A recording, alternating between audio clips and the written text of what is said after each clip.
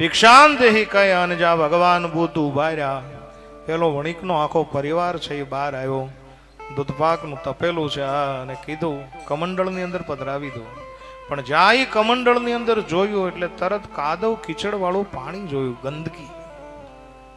એટલે તરત જ દૂધનું તપેલું દૂધપાકનું પાછું લઈ લીધું અને કીધું કે મહારાજ, હે ભગવાન બુદ્ધ, આ કમંડળની અંદર હું દૂધપાક ન પધરાવી શકું.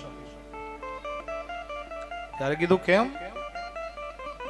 તું તો ગઈકાલે મારી પાસે આવ્યો તો ભિક્ષા લેવા માટે, પધારો ભિક્ષા, હું તારી પાસે ભિક્ષા લેવા માટે આવ્યો છું, તું આમાં પધરાવી દે.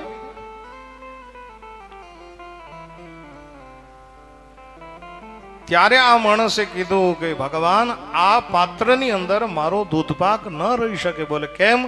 બોલે આ પાત્ર કાદવ વાળું છે, આ પાત્ર કીચડ વાળું છે. ત્યારે ફરી વખત ભગવાન બુદ્ધે બોલ્યા કે તું આના બદલામાં શું માંગવાનું? બોલે મહારાજ, ગઈકાલે પણ મેં કીધું આશીર્વાદ તમે આપો.